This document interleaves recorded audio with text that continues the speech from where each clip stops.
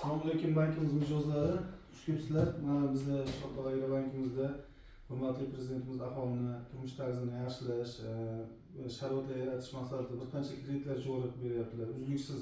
Uzluksiz holatda. Mana kecha yangi qarorimiz qabul qilingan. Shu bo'yicha hozir mutaxassisimiz Xurshidbek sizlarga ma'lumot beradi.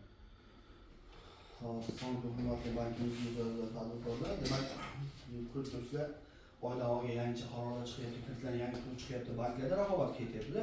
Bizda kecha yangi qaror chiqdi, bu bo'yicha produksiyalar kuchli bank. Demak, O'zbekiston Respublikasi Prezidentining farqi 328-sonli qaror chiqdi. 4-noyabr kuni imzolanib chiqdi. Bu ijrosi banklarga yetib keldi. Qaror mazmun mohiyat bilan aslida qisqa tanishtiradigan bo'lsam, qaror O'zbekiston Respublikasi Prezidentining 2025-yil 14-fevraldagi oliy ta'lim tashkilotlarining bitiruvchilarini ishga joylashtirishga ko'maklash bo'yicha qo'shimcha chora-tadbirlar to'g'risidagi 61-sonli qaror negizida ishlab chiqildi. Bu qarorning asosiy vazifasi mana bitiruvchilarimiz bitiryapti, ishga kiradigan bor, kira olmaydigan bor.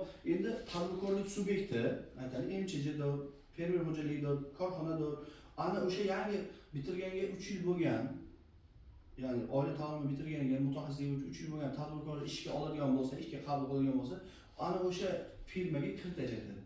Imtiyozli kiritiladi. Maksimal 5 milliard so'mgacha ishlatiladi.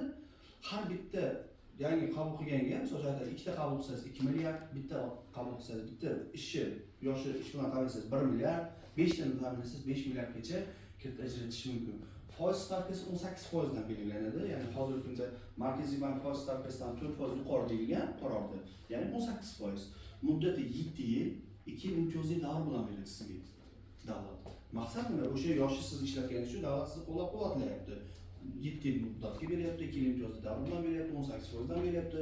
Ishlab chiqarish, xizmat ko'rsatish o'sha o'zingizning sohangizdan kelib chiqqan holatda.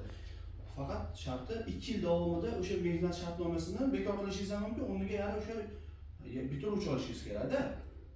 Aytaylik, o'zingiz jiyaningiz boshqalar bitirdi, kompyuter sohasini, buxgalteriya sohasini bitirdi, siz MCH rahbarisiz, sizga bitta buxgalter kerak. Agar siz ishga oldingiz, ish bilan ta'minladingiz, endi kirit olaman desangiz, siz 328-sonli qaror doirasida shu kirit olish imtiyoziga ega bo'ldingiz.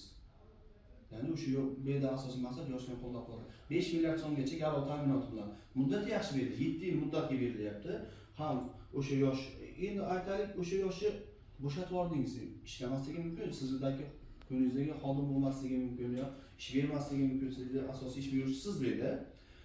Bo'shatib yuborsangiz, 1 oy ichida boshqa bitiruvchi, aytaylik, boshqa yangi yetuk kadr olishingiz kerak. Agar u bitirib 40 yildan ishlayotgan malakali xodim deyilmaydi. Maqsad o'sha oliy ta'lim bitirib chiqayotgan yoshlarni ish bilan band qilish.